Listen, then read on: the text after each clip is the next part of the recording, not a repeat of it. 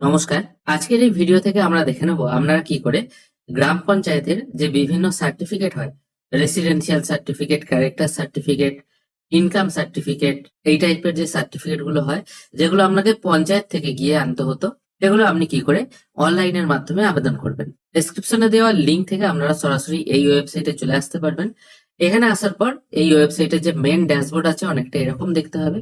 এখানে আপনারা কি কি সার্টিফিকেট পাবেন সেটা এখানে বলে দেওয়া আছে। যে তিনটে সার্টিফিকেটের কথা বললাম সেগুলো তো আছেই, তার সঙ্গে সেম পার্সন সার্টিফিকেট, মানে আপনার নাম যদি দুটো ডকুমেন্টসে দু রকম থাকে, সেটা আপনি একই ব্যক্তি সেটা প্রমাণ করার জন্য এই টাইপের সার্টিফিকেট লাগে। তাছাড়া আছে ডিস্টেন্স সার্টিফিকেট।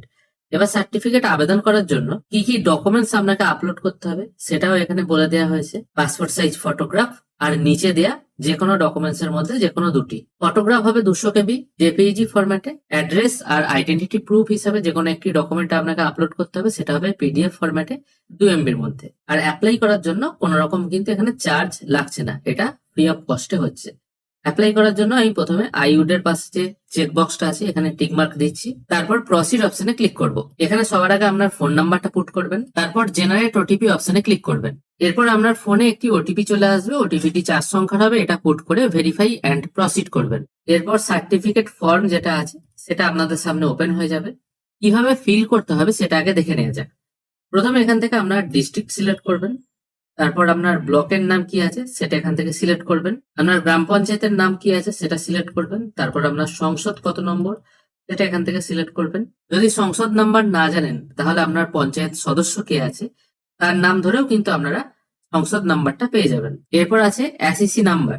এবার এই এসইসি নাম্বার আপনি কোথা থেকে পাবেন, এই জন্য prdtax.wb.gov.in এই ওয়েবসাইটের লিঙ্ক আমি ডেসক্রিপশনে দিয়ে রাখবো। এখানে চলে আসবেন। এখানে আসার পর আপনার ডিস্ট্রিক্টের নেমটা প্রথমে চুজ করবেন। এখানে সার্ভার প্রবলেম আছে সেই জন্য নেক্সট অপশন গুলো ওপেন হচ্ছে না। তারপর ব্লক, তারপর গ্রাম পঞ্চায়েত সিলেক্ট করে আপনার নাম ওখানে টাইপ করে সার্চ ইওর প্রপার্টি করবেন। আপনার এসইসি নাম্বার কিন্তু আপনি পেয়ে যাবেন। এটা একবার পেয়ে গেলে এসইসি নাম্বার, এসইসি নেমের ঘরে সেগুলো ফিল করে দিতে পারেন। তারপর পুট করতে হবে রিলেশন উইথ অ্যাপ্লিক্যান্ট। এবার যদি আপনি নিজের জন্য আবেদন করে থাকেন তাহলে এটা সেলফ রাখবেন, যদি অন্য কারোর জন্য করেন এক্ষেত্রে তার সঙ্গে আপনার কি সম্পর্ক সেটা লিখতে হবে। যদিও এগুলোতে স্টার মার্ক দেয়া নেই, আপনি এগুলো না ফিল করলেও হবে। এরপর এখানে ফিল করতে হবে অ্যাপ্লিক্যান্ট ডিটেল। প্রথমে অ্যাপ্লিক্যান্টের জেন্ডার এখান থেকে সিলেক্ট করতে হবে, তারপর অ্যাপ্লিক্যান্টের নাম এখানে ফিল করে দেবেন, তার গার্জেনের নাম কি আছে সেটা এখানে ফিল করবেন। রিলেশন উইথ গার্জেন মানে আপনি গার্জেন হিসেবে যার নাম দিচ্ছেন তার সাথে অ্যাপ্লিক্যান্টের কি সম্পর্ক আছে এটা এই ড্রপ ডাউন মেনু থেকে সিলেক্ট করতে হবে। তারপর অ্যাপ্লিক্যান্টের total address, post office, police station এগুলো ফিল করতে হবে।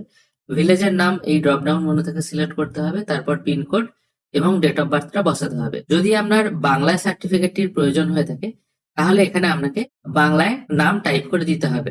অবশ্যই এখানে ভোটার কার্ডের মতো আপনি ইংরেজি টাইপ করলে কিন্তু বাংলা নামটি আসবে না। বাংলা টাইপ করার জন্য আপনারা গুগল ট্রান্সলেট ইউজ করতে পারেন, অথবা easybanglatiping.com বলে একটি ওয়েবসাইট আছে, সেখানেও কিন্তু আপনারা সরাসরি ইংরেজি থেকে বাংলা টাইপ করতে পারেন। যেমন আমি এখানে টাইপ করছি আপনি কেমন আছেন, জাস্ট এখানে টাইপ করলেন, এটা ইংরেজিতে টাইপ করলে অটোমেটিক বাংলা হয়ে যাবে। এবার এই ওয়েবসাইট থেকে আপনি যেটা টাইপ করলেন সেটা কপি করে নিয়ে গিয়ে পেস্ট করলেই কিন্তু আপনার কাজ হয়ে যাবে। মানে ওই ওয়েবসাইট থেকে কপি করে কন্ট্রোল-V টিপে পেস্ট করলেই এখানে কিন্তু বাংলা নামটি চলে আসবে। যদিও বাংলা লেখা ইম্পর্টেন্ট নয়, মানে ম্যান্ডেটারি নয়, বা শুধুমাত্র ইংরেজি টাইপ করলেও কিন্তু হবে। বাংলাতে যে আপনাকে লিখতেই হবে এরকম কিন্তু কোনো ব্যাপার নেই। এরপর চলে আসছি ক্যাটাগরিতে, মানে আপনি কোন ক্যাটাগরি সার্টিফিকেট পেতে চাইছেন। এখানে by default residential certificate tick mark দেয়া আছে।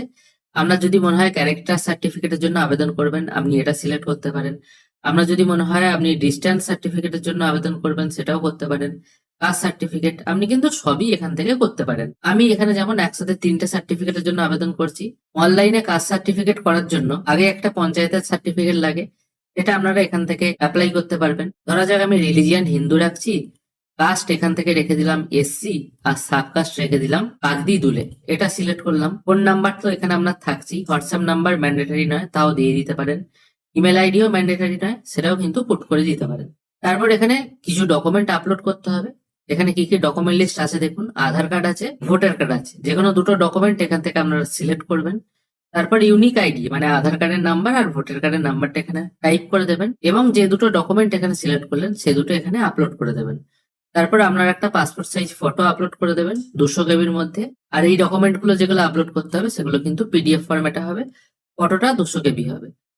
এখানে সবকিছু আপলোড হয়ে গেলে সাবমিট করে দেবেন। ফর্ম একবার সাবমিট হয়ে গেলে এই টাইপের একটি ড্যাশবোর্ড ওপেন হয়ে যাবে। যদি আপনি আরো অন্য কোনো সার্টিফিকেট অ্যাপ্লাই করতে চান তাহলে অ্যাপ্লাই সার্টিফিকেট এই অপশনে ক্লিক করেও কিন্তু আপনারা এই সার্টিফিকেট অ্যাপ্লাই করতে পারবেন। অবশ্য সার্টিফিকেট অ্যাপ্রুভ কতক্ষণে হবে সেটা কিন্তু এখনো পর্যন্ত বলা যাচ্ছে না।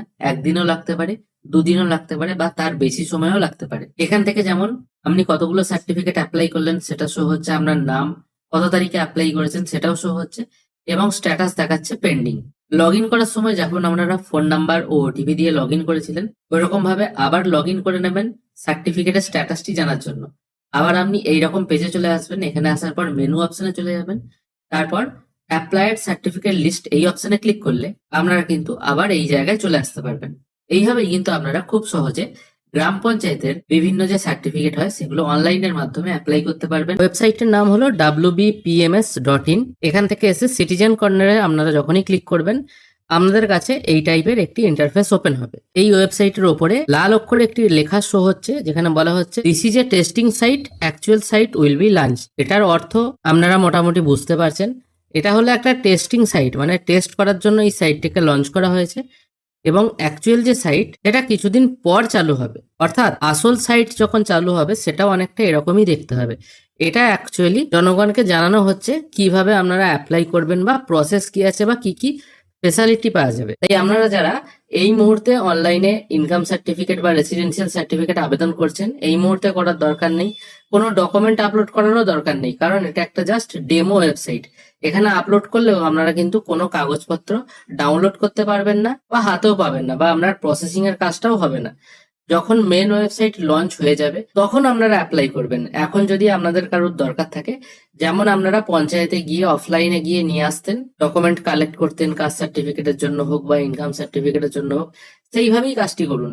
এখন এখানে আবেদন করলে আপনার কোনো কাজ প্রসেসিং হবেই না। উপরন্তু এই সাইটের ভরসায় যদি আপনারা বসে থাকেন তাহলে দেখবেন আপনি যে কাজের জন্য এটা আবেদন করছেন সেটাও কিন্তু অনেকটা ডিলে হয়ে যাবে। এই ছোট্ট আপডেটটুকুই আপনাদেরকে দেওয়া ছিল।